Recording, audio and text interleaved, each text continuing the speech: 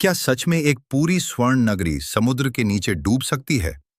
क्या हजारों साल पहले बनी कोई ऐसी नगरी थी जो तकनीक, वास्तुकला और संपन्नता में आज के आधुनिक शहरों को भी चुनौती देती थी? क्या यह संभव है कि महाभारत की कहानी केवल एक धार्मिक ग्रंथ न होकर एक ऐतिहासिक सच्चाई हो?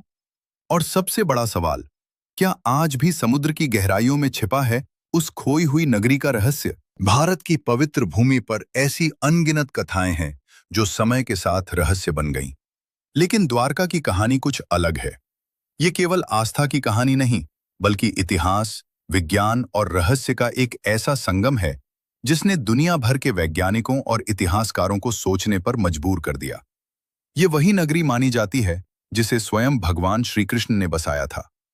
एक ऐसी नगरी जो सोने चांदी से सजी थी, जहां हर गली में वैभव था, हर घर में समृद्धि थी। लेकिन एक दिन ये पूरी नगरी समुद्र में समा गई।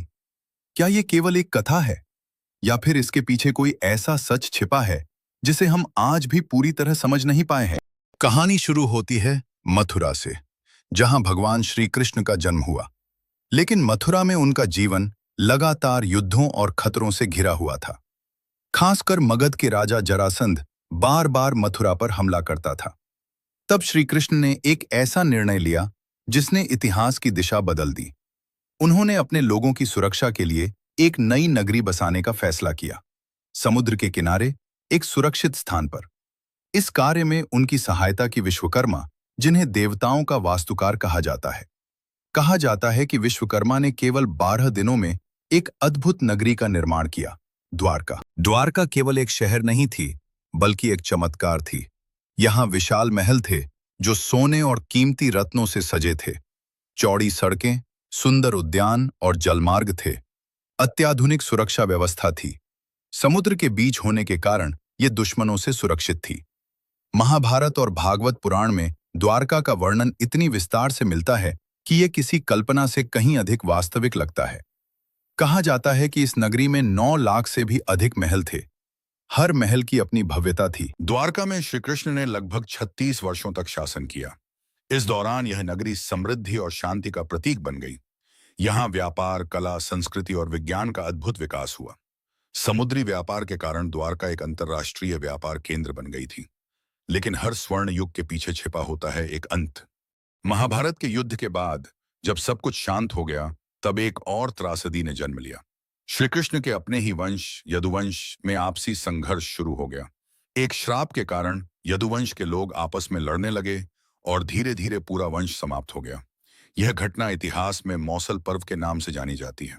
जब यदुवंश का अंत हो गया, तब श्री कृष्ण ने भी इस धरती से विदा ली। कहा जाता है कि उनके जाने के बाद समुद्र धीरे धीरे बढ़ने लगा और एक दिन पूरी द्वारका नगरी समुद्र में डूब गई। यह वर्णन केवल धार्मिक ग्रंथों में ही नहीं, बल्कि कई प्राचीन स्रोतों में भी मिलता है। लेकिन सबसे बड़ा सवाल, क्या इसका कोई प्रमाण है? 1980 के दशक में भारत के प्रसिद्ध पुरातत्वविद डॉक्टर SRS राव ने एक खोज शुरू की।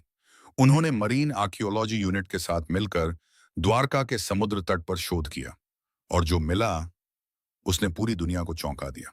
समुद्र की गहराइयों में गोताखोरों को मिले पत्थर की दीवारें, प्राचीन संरचनाएं, लंगर, एंकर्स, सड़कों जैसे दिखाई देने वाले रास्ते, ये सभी अवशेष लगभग 30 से 40 फीट गहराई में पाए गए। कार्बन डेटिंग और अन्य वैज्ञानिक तकनीकों के अनुसार ये संरचनाएं लगभग 3000 से 3500 साल पुरानी हो सकती हैं। कुछ शोधों में यह भी संकेत मिलता है कि यह सभ्यता इससे भी पुरानी हो सकती है। यही वह सवाल है जिसने वैज्ञानिकों को 2 भागों में बांट दिया। कुछ लोग मानते हैं यह वही प्राचीन द्वारका है, महाभारत केवल कथा नहीं, इतिहास है। कुछ लोग कहते हैं यह केवल एक प्राचीन बंदरगाह हो सकता है। इसका श्री कृष्ण से सीधा संबंध साबित नहीं हुआ। द्वारका की खोज ने केवल भारत ही नहीं, बल्कि पूरी दुनिया का ध्यान आकर्षित किया। कई विदेशी शोधकर्ताओं और इतिहासकारों ने भी इस विषय पर अध्ययन किया। यह खोज इस बात का संकेत देती है कि भारत की प्राचीन सभ्यता कितनी उन्नत थी। द्वारका की कहानी हमें एक महत्वपूर्ण सवाल के सामने खड़ा करती है। क्या आस्था और विज्ञान एक दूसरे के विरोधी हैं, या फिर वे एक ही सत्य के 2 अलग अलग रूप हैं? वैज्ञानिकों के अनुसार हजारों साल पहले समुद्र स्तर में बदलाव हुआ था। भूकंप, जलवायु परिवर्तन और समुद्री गतिविधियों के कारण कई तटीय शहर डूब गए। क्या द्वारका भी उसी का शिकार बनी? आज द्वारका गुजरात में एक पवित्र तीर्थ स्थल है। यहाँ स्थित द्वारकाधीश मंदिर हर साल लाखों श्रद्धालुओं को आकर्षित करता है। लोग मानते हैं कि यही वह स्थान है जहां कभी श्री कृष्ण की नगरी थी। आज भी समुद्र की गहराइयों में कई ऐसे क्षेत्र हैं जहां पूरी तरह खोज नहीं की गई है। कौन जानता है, शायद वहां अभी भी छिपे हों द्वारका के और रहस्य। द्वारका की कहानी हमें यह सिखाती है कि इतिहास हमेशा उतना सरल नहीं होता जितना हम सोचते हैं। यह कहानी है एक महान नगरी की, एक दिव्य शासक की, एक रहस्यमयी अंत की, और सबसे बढ़कर यह कहानी है उस सत्य की जिसे हम अभी भी खोज रहे हैं, उस उपन्यास। क्या द्वारका केवल एक मिथक है या फिर वह सच्चाई जिसे हमने समय के साथ खो दिया?